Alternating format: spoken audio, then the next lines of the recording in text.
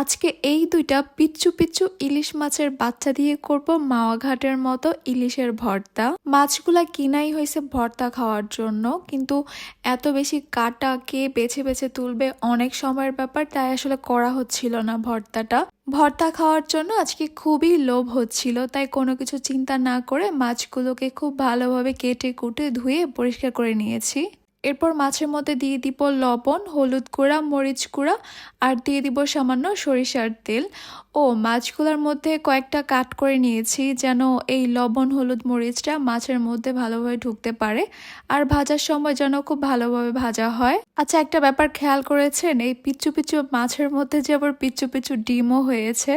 আসলে মাছগুলাকে যতটা পিচ্চু ভেবেছিলাম ততটাও পিচ্চু না। তো এই মাছগুলোকে ভাজার জন্য একটা প্যানে পরিমাণ মতো সরিষার তেল নিয়ে নিয়েছি। অন্য তেলেও ভাজা যাবে, তবে মাওয়া ঘাটের যে ইলিশ ভর্তাটা, ওই মাছটা কিন্তু সরিষার তেলে ভাজা হয়।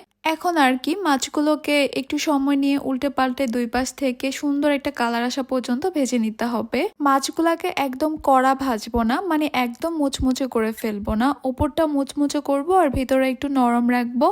আমার কাছে এভাবে ভাল লাগে। এই মাছগুলা কিন্তু ভাজা হয়ে গেছে, খুবই সুন্দর একটা কালার আসছে। আমি 2-3 বারের মতো উল্টে পাল্টে দুইটা সাইড সুন্দর করে ভেজে নিয়েছি। এরপর এগুলাকে এখন তুলে নিব, আর এই তেলের মধ্যে আমি ভেজে নিব অনেকগুলা শুকনা মরিচ। শুকনা মরিচগুলাকে কিন্তু একদম মুচমুচ করে ভাজতে হবে, তাই চুলার হিটটাকে কমিয়ে এগুলোকে ভেজে নিতে হবে।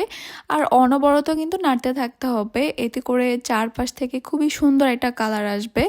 যখন এগুলো ভাজা হয়ে যাবে তেলটা ঝরিয়ে এগুলোকে তুলে নিব। তারপর এখানে দিয়ে দিব অনেকগুলা পেঁয়াজ কুচি। আমি কিন্তু কাঁচা পেঁয়াজও দিব, আবার এই ভাজা পেঁয়াজটাও দিব, তাহলেই কিন্তু ভর্তাটা হবে একদম মাওয়া ঘাটের মতো। পেঁয়াজের সঙ্গে 5-6টার মতো কাঁচামরিচও ভেজে নিব। এই কাঁচামরিচটা ভর্তাতে দিলে খুবই সুন্দর একটা ফ্লেভার হয় আর ঝালও লাগে। শুধু শুকনো মরিচে ঝালের পরিমাণটা আমার কাছে কম লাগে। পেঁয়াজ আর কাঁচামরিচগুলা একদম কড়া ভাজবো না, একটু নরম হয়ে গেলে আমি এগুলোকে তুলে নিব। আর এই যে ডিমগুলোও ভেজে নিয়েছি। ভাজা মাছগুলো একটু ঠান্ডা হয়ে আসলে এগুলোকে প্রথমে একটু থেতলিয়ে নিতে হবে। একটু থেতলিয়ে নেওয়া হয়ে গেলে মাঝখানের বড় কাঁটাটা আর মাথাটা তুলে নিব। এরপর শুরু হবে আসল কাজ, আসল না, এরপর শুরু হবে কঠিন পরীক্ষা। এটা যে আমার কি পরিমাণে প্যারা লাগে, কিছু তো করার নাই। এত মজার একটা ভর্তা খাবো, একটু তো কষ্ট করতেই হবে। আর আমার মনে হয় বেশি কষ্টের জিনিস তো, তাই এই ভর্তাটা খেতে বেশি মজা লাগে। বাসায় যদি আজাইরা কেউ থাকে তারা দিয়ে কিন্তু এই কাজটা করাই নিতে পারেন। তো আমার এখানে মাছের কাঁটা ভেজে নেওয়া হয়ে গেছে, মাছগুলোকে একটা সাইডে রেখে দিচ্ছি। এরপর এখানে দিয়ে দিব ভেজে নেওয়া শুকনা মরিচ, কাঁচা মরিচ, সঙ্গে একটু লবণ দিয়ে এগুলোকে একটু ভালো করে চটকে নিচ্ছি। তারপর এখানে দিয়ে দিব কাঁচা পেঁয়াজ কুচি আর দিয়ে দিব ভেজে নেওয়া পেঁয়াজগুলো।